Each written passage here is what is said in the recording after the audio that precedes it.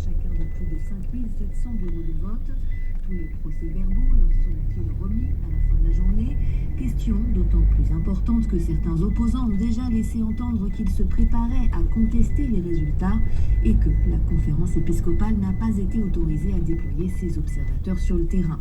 Sur le plan sécuritaire, le climat qui entoure ce scrutin paraît cependant moins lourd qu'il y a 5 ans. Cette semaine, le pasteur Ntomi, ex-chef rebelle du Poul, marqué par une guerre civile au lendemain de la dernière présidentielle, a lancé un appel à la paix.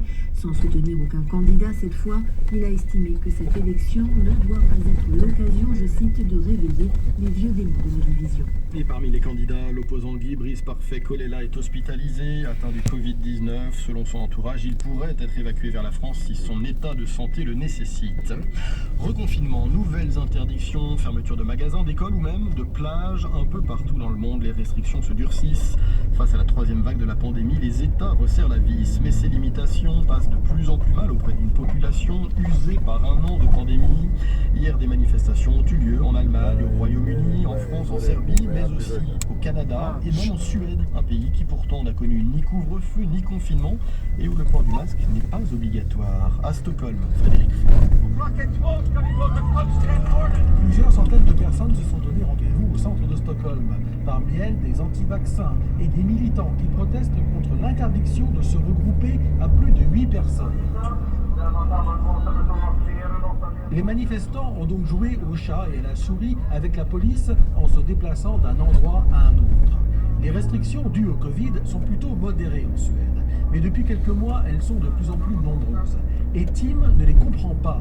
Les chiffres officiels montrent que le nombre de morts est en baisse constante. Depuis janvier, il y a même moins de décès en Suède par rapport à un hiver normal. Les gens tombent malades, le virus existe.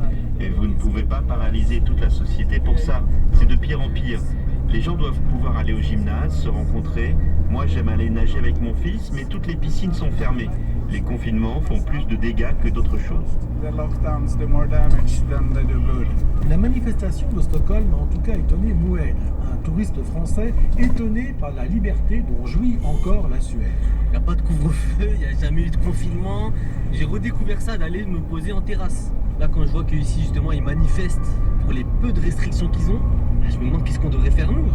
Des manifestations similaires ont eu lieu dans les villes de Göteborg et Malmö. Frédéric Faux, Stockholm, RFI.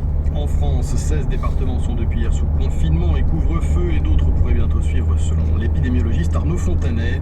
Dans le journal du dimanche, il préconise d'étendre les restrictions au plus vite aux régions où la situation se complique. Et dans le même temps, 100 000 doses supplémentaires de vaccins seront livrées sous 15 jours aux régions où le virus frappe le plus fort. Déclaration du ministre de la Santé Olivier Véran ce matin dans Le Parisien. Nouvelle manifestation et nouvelle manière de manifester en Birmanie. De nombreux médecins en blouse blanche ont défilé cette nuit à Mandalay dans le centre. D'autres rassemblements ont eu lieu de nuit également dans l'état de Kachin. Un mois et demi après le coup d'État, les manifestants réclament toujours la restitution du pouvoir par les militaires et la fin de la répression qui a fait 250 morts.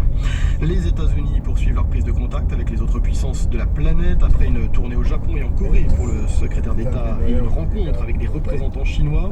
Cette fois, c'est le secrétaire à la Défense qui termine une visite de 3 jours en Inde.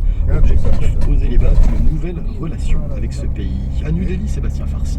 Nous venons renforcer notre alliance avec l'Inde. Voici en résumé le message envoyé par Lloyd Austin lors de sa visite. En 3 jours, il a rencontré entre autres le ministre de la Défense, le conseiller de la Sécurité nationale et le Premier ministre indien.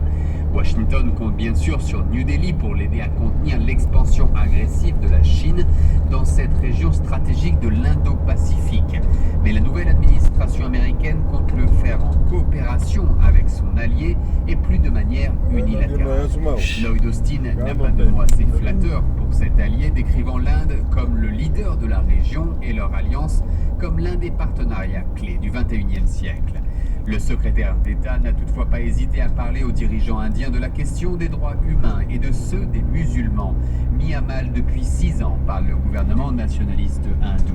Et ceci marque un changement radical par rapport à l'administration de Donald Trump, qui n'avait Dieu que pour les contrats d'armement et les échanges commerciaux.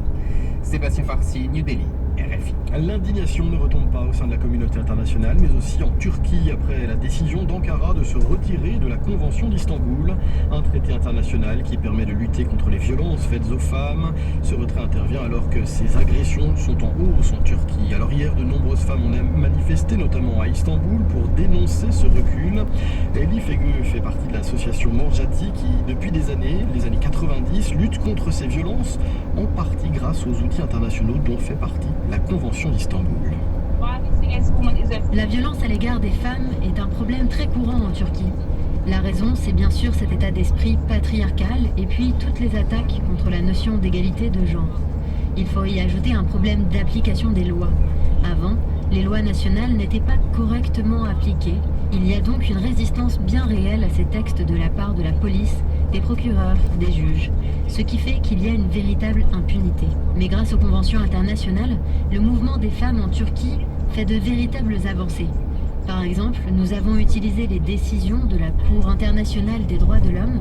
Une des décisions les plus importantes sur la lutte contre les violences faites aux femmes a été prise dans le cadre de cette cour et par une femme turque. Et nous avons utilisé tout cela, y compris la Convention d'Istanbul, pour changer et améliorer nos propres lois nationales. C'est pour cela que c'est aussi important pour nous. Les propos recueillis par Paola Guzzo.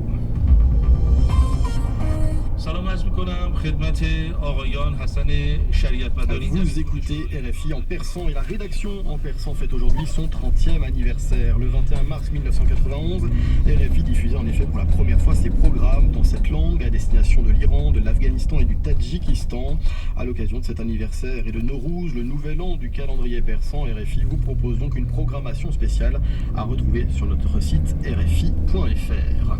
8h09 à Paris, non aux violences policières et au racisme. C'était le mot d'ordre hier des manifestations à travers la France.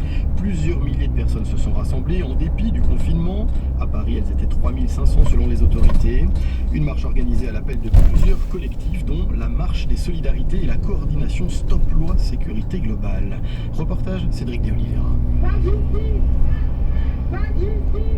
Elle est l'une des voix qui compte au sein du collectif de lutte contre les violences policières. Avant que le cortège ne s'ébranle, Assa Traoré a égrené les exigences des manifestants. Parmi elles, la fin des contrôles d'identité ou encore la suspension des policiers mis en cause pour violence. Dans la foule, Laura ne se voyait pas manquer ça. Comme le présent nous est confisqué, on est forcé de penser à l'avenir. Là, vous voyez, il y a un gilet jaune. Si jamais je regarde, je suis certain que je peux trouver des gens qui viennent de tous les milieux militants différents. Une foule hétéroclite où se sont mêlés écologistes, associations de soutien aux sans-papiers et organisations syndicales. Jean-Pierre et Jean-Claude étaient présents pour réclamer le retrait de la loi sur la sécurité globale. Ici, on est en train de défendre le dernier des droits de manifester et de se rassembler. C'est un acte démocratique, c'est un acte de liberté fondamentale. C'est de dire non, simplement dire non. Ni la crise sanitaire, ni le début d'un troisième confinement en Ile-de-France n'ont freiné leur détermination. Même chose pour Étienne, intermittent du spectacle. Ça semble super important, mais sinon il se